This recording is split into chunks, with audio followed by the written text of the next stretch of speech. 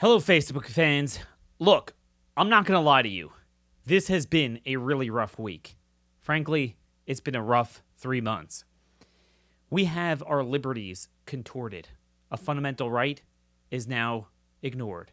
What is antithetical to a fundamental right is read into the Constitution by our insane courts. We have lawlessness where cops are being treated like robbers and robbers are being treated like cops.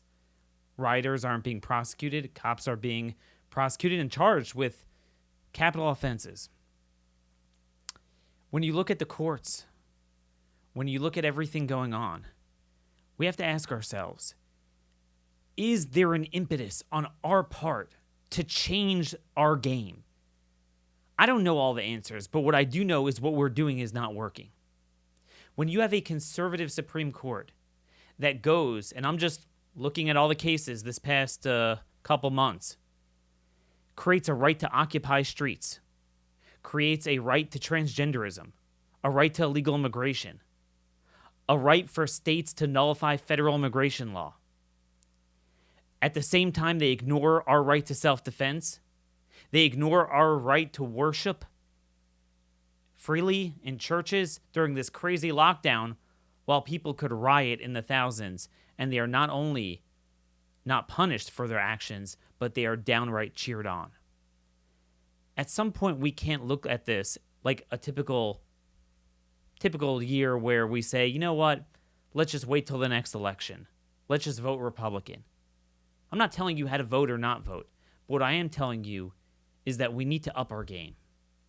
Let me just tackle, for the purposes of this video, the judiciary and the Supreme Court. It's time to end this insane game of just focusing on appointing better judges who aren't better to an eminent tribunal that is lawless and could just literally make up what it wants.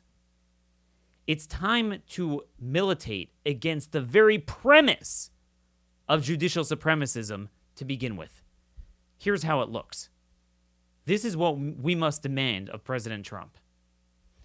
He refiles the rule to get rid of Obama's illegal executive amnesty, which, by the way, was responsible for the largest surge in unaccompanied teens from Central America coming over the border and fueling the biggest recruitment for MS-13 ever.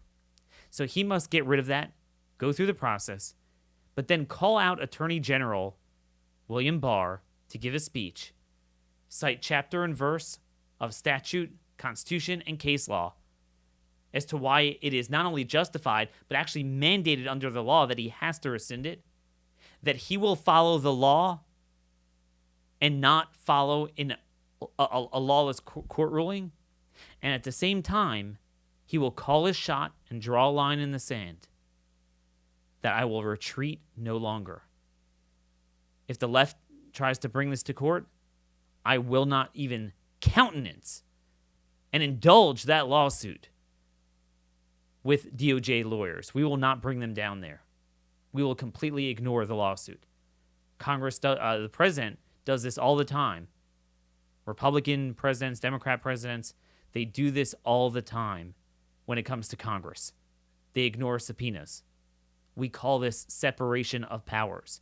We have 3 branches of government, with the judiciary being the weakest, not one branch of government, with the judiciary being the sole and final arbiter of everything. The minute we agree to that, we have no country left. Republicans have appointed 20 of the last 28 Supreme Court justices. Think about that for a minute. And this is the result we've gotten. A destroyed constitution, society, values. We cannot allow this to go on longer. It's time for us to get bolder. It's time for us to think of bigger and better ideas to match what the left is doing. I invite you all to join us at our public Facebook page, Horowitz Citizen Sanctuary. Our private page, you could request an invite, Minutemen Speak Easy, where you guys could get together and let's brainstorm. Let's brainstorm for a better tomorrow. Because the bottom line is what we are all doing now, and I include myself in that, is not working. This has nothing to do with any one politician, Trump, any one body of government. This is taking everything going on in government and society in totality and understanding that the left is winning 100-year cultural battles overnight without firing a shot. They are legitimizing violence and taking over of public land and lynching of motorists. Where is this administration? We need to demand better. Again, look for our articles at conservativereview.com. We're going to be tackling each one of these crises one after another. But again, we got to think forward rather than looking back in the past. What is it we can do to improve the future for our children and grandchildren?